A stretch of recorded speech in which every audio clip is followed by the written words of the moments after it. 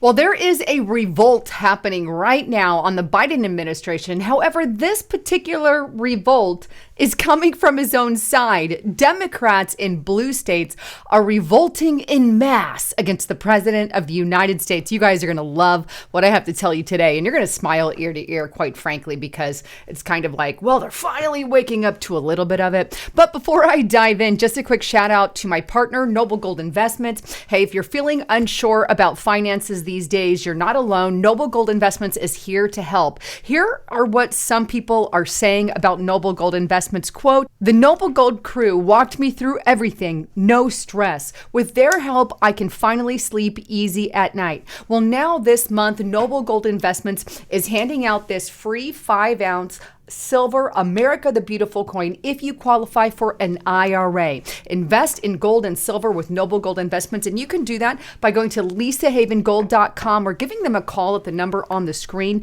But if you go to lisahavengold.com, fill out this info, click Get It Now, and they'll send you this ultimate gold and silver investment guide for free. You want more information? Click that More button or click in the description box below. All right, so let's dive into this Democrat revolt against Joe Biden. Now, I just want to put a disclaimer here.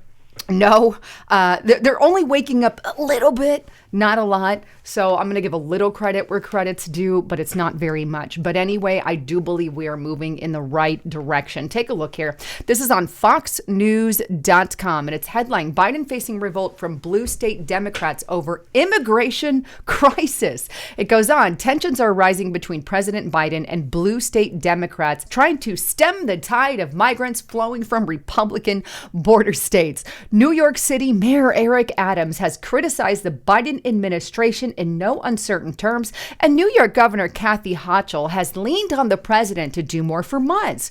Other deep blue cities like Chicago and Boston are also buckling under the weight of Texas Governor Greg Abbott's busing program. Senator Dick Durbin, a Democrat from Illinois, said he reached out to Biden and urged him to do more to respond to the crisis, and not just there in those states, but Massachusetts governor has also joined Hochul and other blue states when she declared a state of emergency on immigration in August. So far we have Massachusetts, New York, we also have Illinois, and then we have Chicago and Boston all complaining about what is going on in their particular states or cities, right? But that's not all. New Jersey is another one we could add to the mix. Take a look here, Breitbart.com. Governor Phil Murphy says state can't take any more illegals despite the pledge to make New Jersey a sanctuary state. So much for that, right? New Jersey's Democrat Governor Phil Murphy said on August 31st, his state has no more room for illegals and lacks the resources to take border crossers from neighboring New York, despite his campaign promises to welcome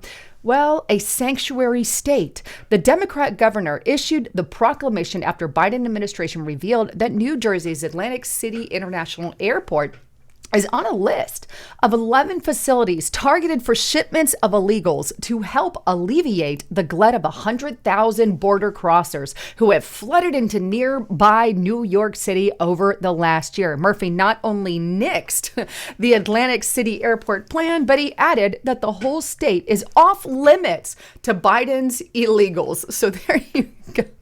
You're not welcome here in New Jersey or New York or Chicago or Boston or Illinois, fill in the blank. These Democrats are literally revolting because they finally got a taste of their own medicine, because governors like Ron DeSantis and Greg Abbott had enough balls to start sending migrants over there. So, the southern states aren't the only ones dealing with the entire burden of this. In fact, even Democrats have been putting pressure on their representatives. Take a look at this far left-leaning New York Times article, right? And this is interesting. Here it is. New York Times wrote this. New York's migrant crisis is growing. So are Democrats' anxieties. Wow, this is new. new, right? The rapid arrival in New York of more than 100,000 asylum seekers is already wreaking havoc on government budgets, testing the city's safety net and turning Democrat allies against one another.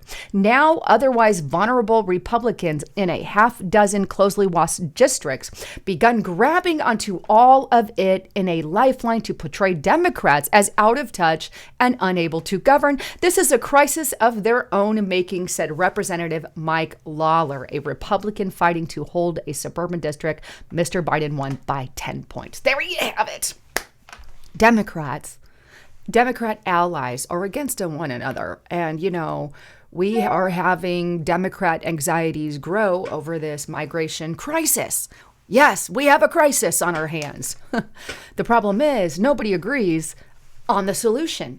So we have a lot of infighting and all that, but you know, they're finally starting to get a taste of what some of these southern states have been dealing with for years. And here they are, even though that they're sanctuary cities, they're complaining about having to take them in. Residents in these areas are complaining about having them in there. And there's all kinds of issues that are brewing, issues that southern states have had to deal with for a very long time. Meanwhile, don't worry, AOC is doing absolutely nothing about it. Of course, AOC dodges questions on why she hasn't visited the border under the Biden administration. Just thought I'd throw that in there because the lady is just a hypocrite. If she worried so much about the migrants' illegal immigration under Donald Trump, why isn't she doing much about it now? Just a thought. Meanwhile, it is costing states millions of dollars, right? Take a look here. Breitbart exclusive. Sheltering cost for a rising number of migrants hits $7 million a month in Arizona border security. Here's the fact. We can't afford it. We just can't. We are breaking. We are breaking. We don't have the finances. We're already far in debt.